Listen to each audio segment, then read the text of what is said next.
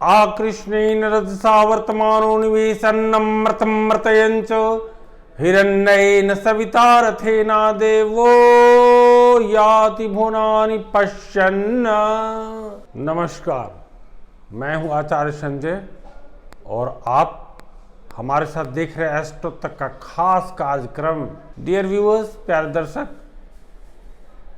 अभी तुरंत पितृपक्ष की समाप्ति होगी और 18 तारीख से मतलब 17 को पितृपक्ष समाप्त और 18 तारीख से लेकर के अगले एक महीने तक मतलब 16 अक्टूबर तक एक विशेष महीना आएगा जिसका नाम दिया गया है पुरुषोत्तम मास, अधिक मास या मल मास।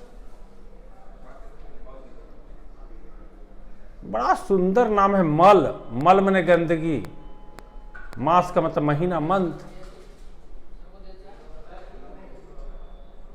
ये 365 दिन में सारे चर अचारचर या सजीव जो हम आप हैं, कुछ न कुछ गलतियां होती हैं। जो भी वृत्ति कर रहे हैं, काम कर रहे हैं, वहां कुछ न कुछ गलती कर देते हैं। कुछ न कुछ अपराध हमसे होते रहता है। मेरे अपने दृष्टिकोण से उस अपराध के स्वीकारोक्ति के लिए, जिसको कन्फेशन, क्रिश्चियन कन्फेशन कहा, तो इसको स्वीकारोक्ति के साथ में स्वीकार करने के लिए एक एडिशनल महीना दे दिया, ईश्वर ने व्यवस्था कर दी है। दैट इज कॉल्ड मल मास, अधिक मास। अब इसका नाम पुरुषोत्तम मास भी रखा गया। आप ऐसे उत्तम कार्य करें इन महीने में ताकि पुरुषों में, समाज में पुरुषों में आप उत्तम बन जाएं। संभवतः इसी के लिए इसका नाम पुरुषोत्तम मास रखा गया है। अब गणितीय दृष्टिकोण से सौर वर्ष, सूर्य का जो एक वर्ष सूर्य के द्वारा निर्धारित किया गया है 365 दिनों का, तो सूर्य वर्ष और चंद्र वर्ष का जो अंतर होता है 3 साल तक बढ़ते बढ़ते एक महीना के बराबर हो जाता है, इसलिए मल मास हो गया। इस मल मास में अपने जो भी कृत्य कर्म है, मुझे लगता है उसको प्रायश्चित करना चाहिए। और प्रायश्चित करने के लिए क्या करें? देवता पुरुषोत्तम बहुब्रीहि समास लेंगे तो नारायण, कर्मधारय समास जो पुरुषों में उत्तम है, तो आप सीधे जो है लॉर्ड कृष्ण, भगवान कृष्ण। अब यहां एक और समझने जैसी बात है डियर व्यूअर्स, कि कृष्ण का मतलब अंग्रेजी में बोलते हैं ब्लैक, और जो विज्ञान के शिक्षक जानते हैं वो जानते हैं कि ब्लैक सभी रंगों को अवशोषित कर लेता है, रिफ्लेक्ट नहीं करता है, बाहर नहीं निकालता है। तो कृष्ण का मतलब आपके सारे अवगुणों को अपने में समावेशित कर ले, समन्वित कर ले, वह कृष्ण है। और जब सभी चीजों को, विकारों को जो हर लेगा, गीत का उद्भव होगा, बसरिया बच जाएगी।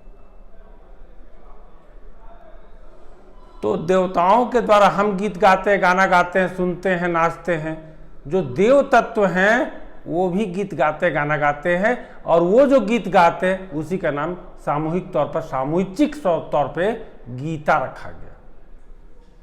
आप करके देखिए, मेरा विश्वास है आप इस पूरे पुरुषोत्तम मास में गीता का पाठ करें, आपके सारे अवगुणों को कृष्ण अवशोषित कर लेंगे। एक नया पुरुषोत्तम का उदय होगा। यूं तो कथानकों में आया कि हिरण्यकशिपु राक्षस था, चालाक था, ये दिन में नहीं मरे, रात में नहीं मरे, सुबह नहीं मरे, शाम में नहीं मरे। तो ये तमाम जो कथानक थे, लास्ट में सब चीज का विकल्प ईश्वर के पास है। जब आप नीति नियम का, जैसा भी देख रहे हैं, पेंडेमिक दे दिया, व्यक्ति का कहीं ना कहीं चारित्रिक क्षरण हो रहा था, इंटरफेयर कर दिया। इसे तो कृष्ण का यदा यदा हि धर्मस्य ग्लानिर्भवति भारत अभ्युत्थानम धर्मस्य तदात्मानं सृजाम्यहम् परित्राणाय साधूनां विनाशाय च दुष्कृतां धर्म संस्थापनार्थाय संभवामि युगे युगे। डियर व्यूअर्स, वो है जिसको हम कृष्ण भी कह रहे हैं। अति हो रहा था, दे दिया, मुंह में जाब लगा दिया है, सोशल डिस्टेंसिंग और पता नहीं कितनी चीजें, सारी चीजें आ गई। तो ये पुरुषोत्तम मास इसलिए बना है कि आप साल भर के जो भी आपराधिक कृत्य है उसका कन्फेशन या अपराध क्षमा करें